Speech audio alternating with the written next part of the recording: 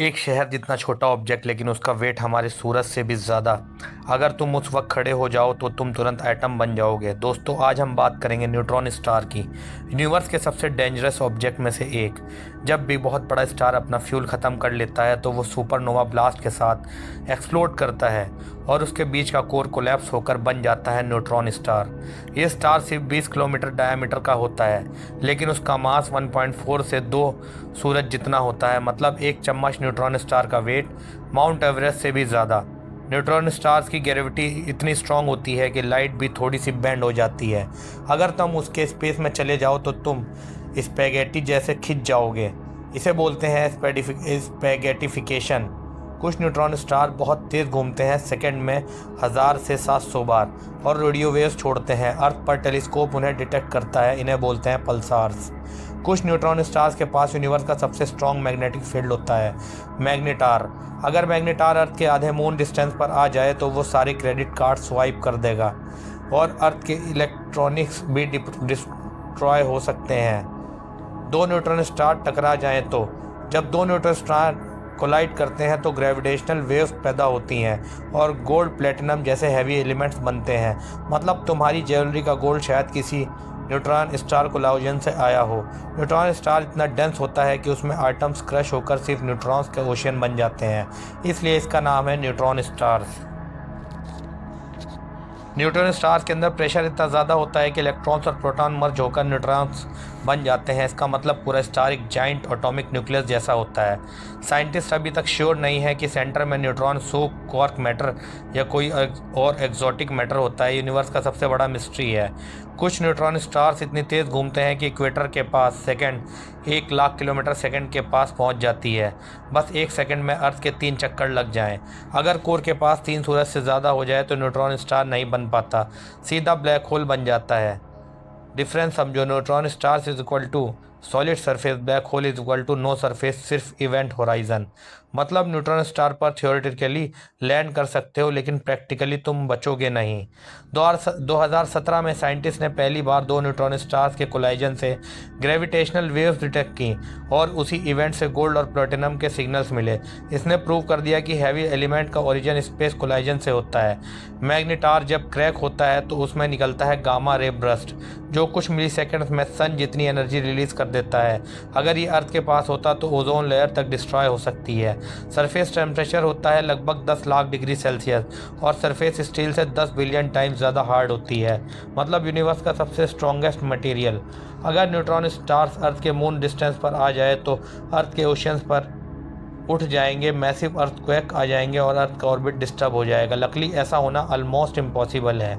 कुछ साइंटिस्ट मानते हैं कि न्यूट्रॉन स्टार्स के सेंटर में स्ट्रेंज मैटर हो सकता है जो नॉर्मल मैटर को भी स्ट्रेंज मैटर बना सकता है।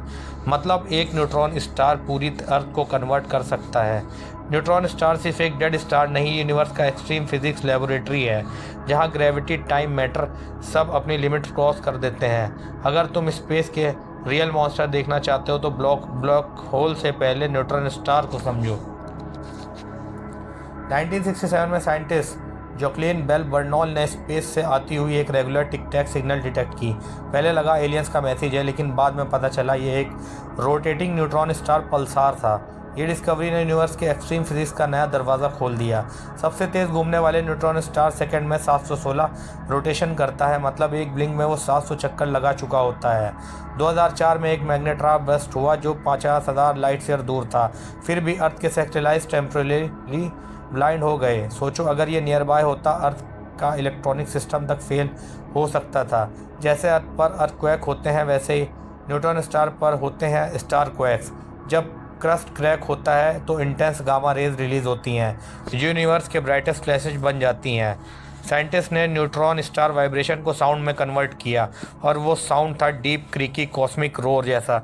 यूनिवर्स खुद बोल रहा हो। कुछ न्यूट्रॉन स्टार्स पेयर में होते हैं, एक दूसरे के अराउंड घूमते हुए स्लोली पास आते हैं और एंड में violent collision plus gravitational waves.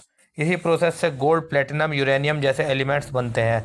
तुम सरफेस तक पहुंचने से पहले ही एटॉमिक लेवल पर टीयर हो जाओगे। ग्रेविटी तुम्हें नूडल जैसा खींच देगी, स्पैगेटिफिकेशन। और अगर समहाउ सरवाइव कर गए तो सरफेस इतनी हार्ड होगी कि तुम बाउंस हो जाओगे। साइंटिस्ट फ्यूचर में न्यूट्रॉन स्टार्स के थ्रू जानेंगे डार्क मैटर का नेचर, ग्रेविटी का real behaviour, matter extreme pressure में कैसे बिहेव करता है। मतलब ये स्टार्स यूनिवर्स के सीक्रेट लेबोरेटरीज हैं। न्यूट्रॉन स्टार सिर्फ एक कॉस्मिक डेड बॉडी नहीं, यूनिवर्स का मोस्ट एक्सट्रीम ऑब्जेक्ट है जहाँ फिजिक्स टूट जाती है और इमेजिनेशन शुरू होती है। ब्लैक होल स्कैरी है, लेकिन न्यूट्रॉन स्टार साइंस का असली मॉन्स्टर है। एक जेंट स्टार जो मिलियन ऑफ सालों तक जलता रहा अचानक कोलैप्स करता है। कोर इतनी स्पीड से गिरता है कि एटम्स क्रश हो जाते हैं।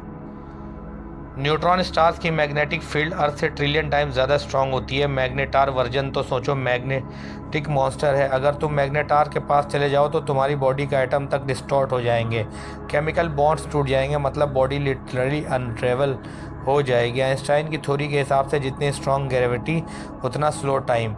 न्यूट्रॉन स्टार के पास एक सेकंड अर्थ पर कई सेकंड जितना होता है। मतलब तुम वहाँ खड़े हो और दुनिया फास्ट फॉरवर्ड में चल रही हो। ग्रेविटी इतनी पावरफुल होती है कि न्यूट्रॉन स्टार के पीछे का पार्ट भी हमें दिख जाता है। इस इफेक्ट्स को बोलते हैं ग्रेविटेशनल लेंसिंग। मतलब तुम एक स्टार के पीछे के सरफेस भी देख सकते हो।